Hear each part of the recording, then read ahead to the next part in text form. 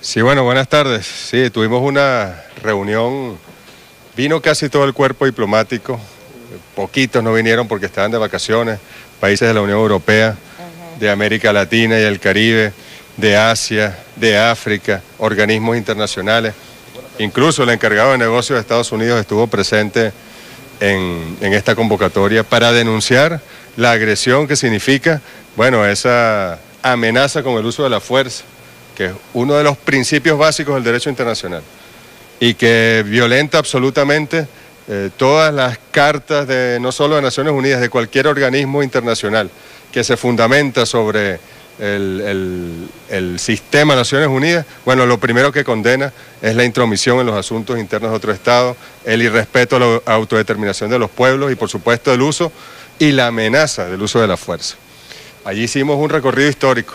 Desde 1823, el presidente de Estados Unidos, James Monroe, John Quincy Adams, su secretario de Estado, la doctrina Monroe, que en cualquier porción, dijeron, de este hemisferio, es decir, de toda nuestra América, desde Alaska hasta la Patagonia, donde hubiese una intervención extranjera, los Estados Unidos tendrían la oportunidad de actuar. Y sobre esa doctrina, luego el corolario Roosevelt, en el año 1904, que surge precisamente de la peor de las agresiones que había ocurrido en Venezuela antes de esta, que fue el bloqueo contra nuestras costas, bajo el gobierno de Cipriano Castro en 1902, donde ellos allí simplemente dicen que evaluarán si un gobierno está en condiciones civilizadas o no está en condiciones, y según su evaluación podrán intervenir en cualquier gobierno y actuar como policía internacional. Ese es el sustento de la política exterior de los Estados Unidos y la viene cumpliendo al pie de la letra.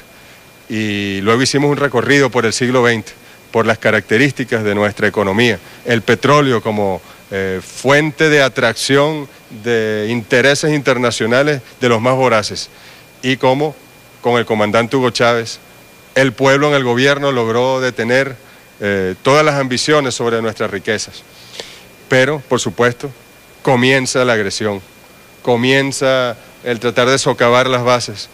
Ya en el golpe de Estado del año 2002, el propio comandante Chávez, meses después, tuvo que denunciar la presencia de buques de los Estados Unidos de América en nuestras costas.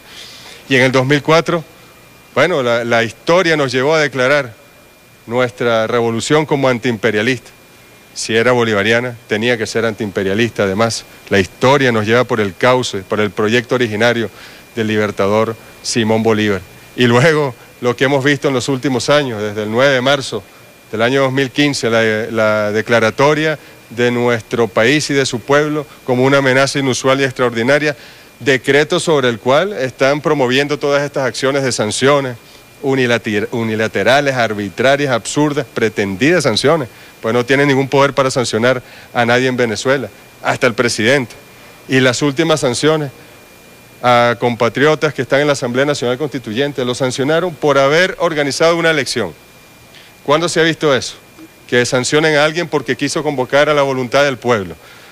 Es una cosa absolutamente insólita. Y luego la cantidad el recuento de declaraciones del señor secretario de Estado, Tillerson, de los asesores de seguridad, del director de la CIA, diciendo que estaba actuando con países de la región para poner orden en Venezuela. Todo el recuento lo vimos. Son verdades, son hechos irrefutables, irrefragables, que están allí, y recibimos con mucho beneplácito al salir de la reunión la solidaridad de prácticamente todos los representantes diplomáticos y de organismos internacionales, es decir, de estados y de organismos internacionales que nos acompañaron. El saludo, el manifiesto de absoluto rechazo a esa amenaza de uso militar. Y bueno, incluso conversamos con el con el encargado de negocios de los Estados Unidos. Y por supuesto nos dijo, no compartimos parte de lo que usted ha dicho, pero yo le dije, ¿qué vía quieren ustedes? Se lo dije en nombre del pueblo de Venezuela y del presidente Maduro. La del diálogo, aquí está a nuestra mano. ¿Quieren otra vía? Bueno, estaremos aquí también para defender la patria y para enfrentarlos en cualquier terreno. Y así ha sido, y así será. A Venezuela, amenácenla, pero atrévanse a poner la planta insolente de cualquier extranjero en suelo venezolano para que vean cómo reaccionará el pueblo venezolano todo, más allá de diferencias, de credo, diferencias políticas.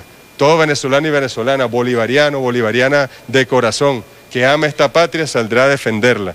Y pueden tener la seguridad de que si fueron derrotados en Vietnam, aquí surgirá no solo un Vietnam en Venezuela, como decía el comandante Hugo Chávez y como el presidente Maduro lo ha repetido, sino que habrá 10 Vietnam, 15 Vietnam en nuestra América y de aquí no sacarían ni una gota de petróleo en 1000 años.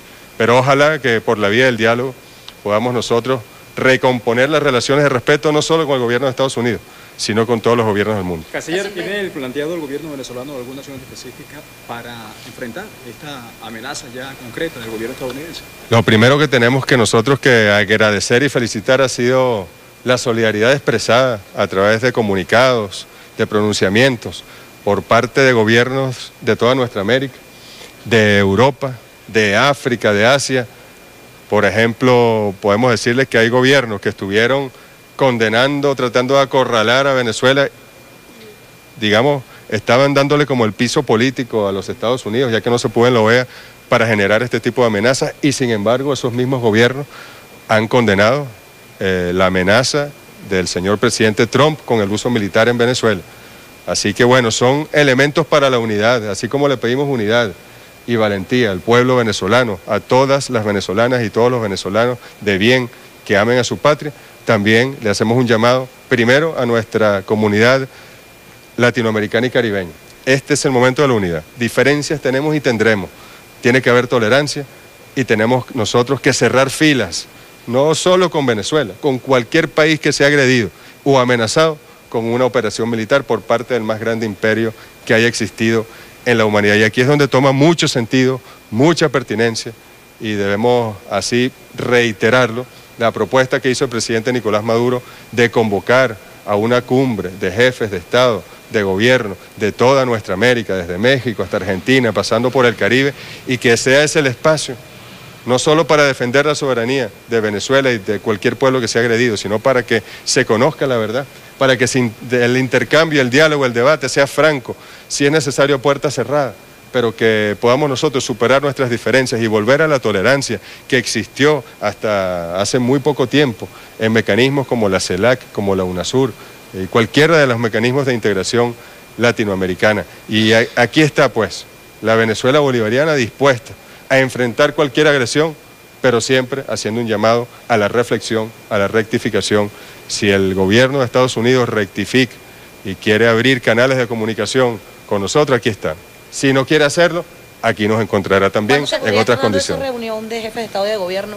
No, eso no podemos predecirlo porque eso depende de las consultas que se haga a cada uno de los gobiernos. Sin embargo, ya nosotros hemos activado los mecanismos con la CELAC para que se circule esa invitación y se define el lugar. Puede ser en cualquier parte porque la agresión a Venezuela es la agresión a toda nuestra América. Si puede ser en San Salvador, pero puede ser en Lima, puede ser en cualquier parte de nuestra América, en el Caribe, porque es una agresión a todos y a todas, y así sentimos que lo han interpretado todos los gobiernos y pueblos de la región. ¿Podría mencionar alguno de esos países que han mostrado su solidaridad con Venezuela?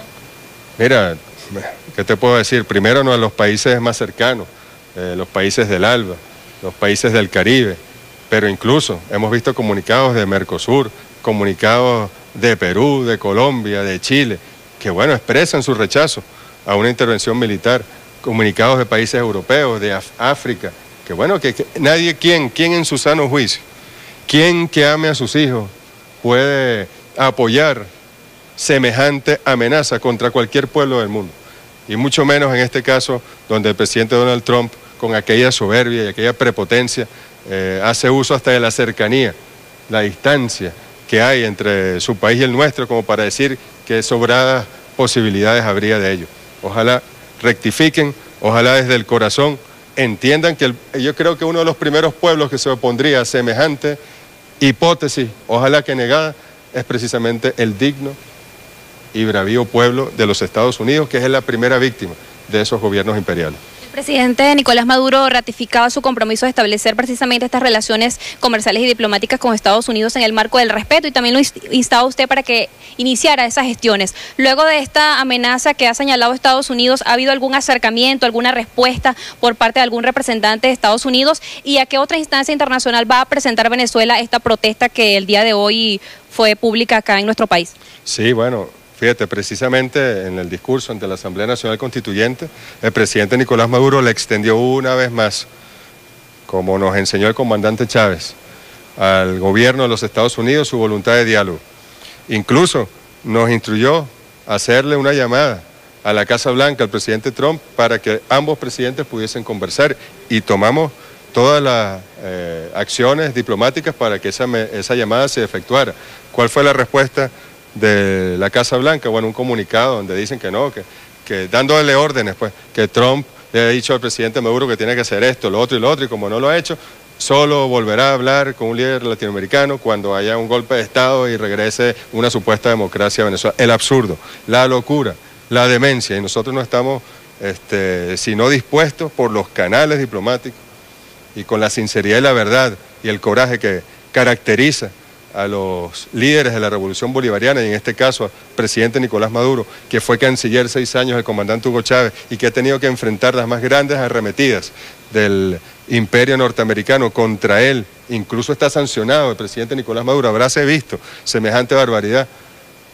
Y sin embargo el presidente Nicolás Maduro extiende la mano si quieren diálogo. Si no quieren diálogo, bueno, ahí está un puño cerrado también de un pueblo para defenderse.